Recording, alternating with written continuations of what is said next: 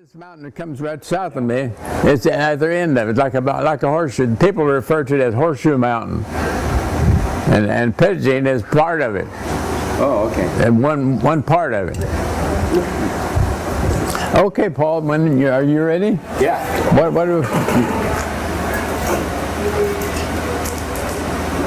Well, I just wanted to ask you a couple questions, just while we're up here.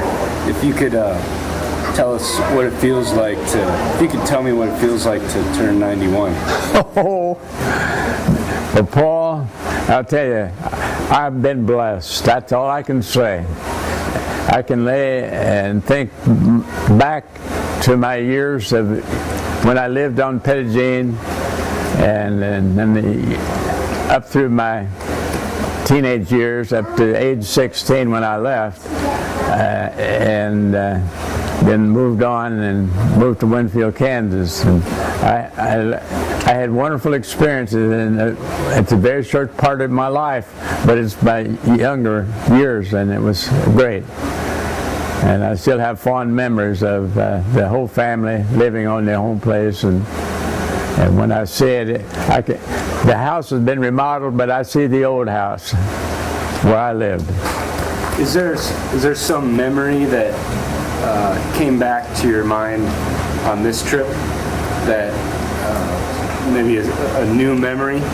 Oh, yes. Something that you hadn't thought about in a while? It's hard to explain, but... You described what it was. It's hard to explain. I was at this Camp Mitchell is older than you realize, because when I was a kid, Camp Mitchell existed. But it was very rustic compared to what it is today. There's a swimming pool where the Camp Mitchell has at the present time.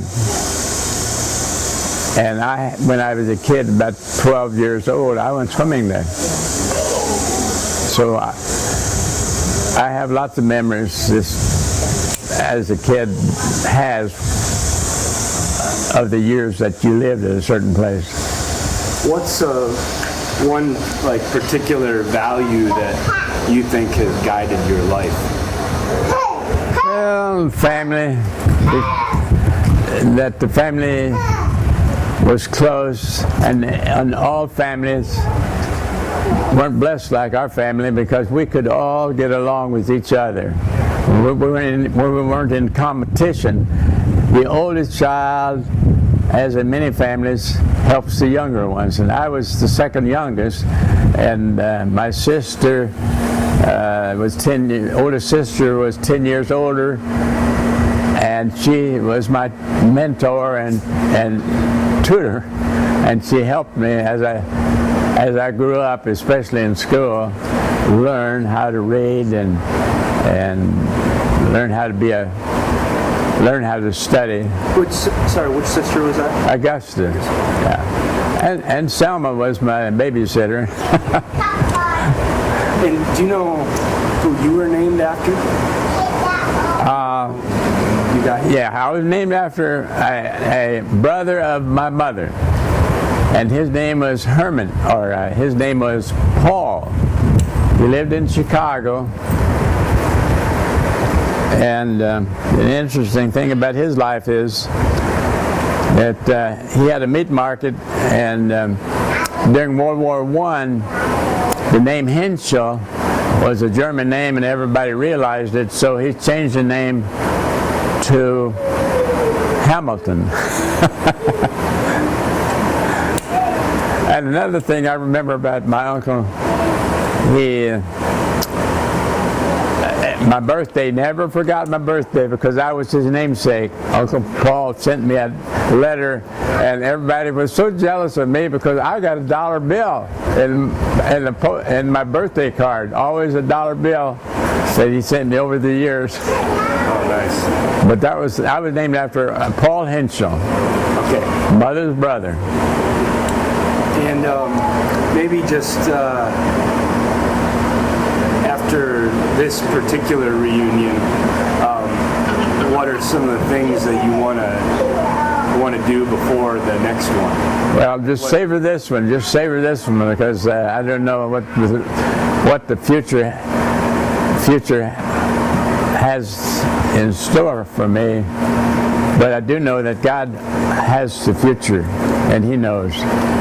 And I live each day at a time now because I'm finding it more difficult to physically do the things I used to do without even thinking.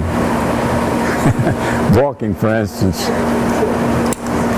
very difficult at times. But yeah, but this was a good one. I think every year that I get older. But if I'm able to, I hope, God willing, I would love to be a part of the next one too. Sure you will. Well, thanks for your time. Yeah, Paul, thank you.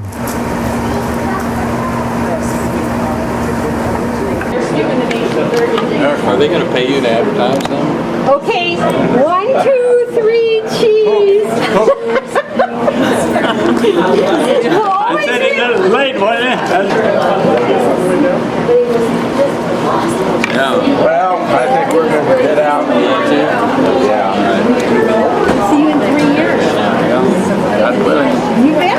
And this time you're going to be here. Okay? Well, wherever it is. You'll be there, right? Oh. And now, I don't know.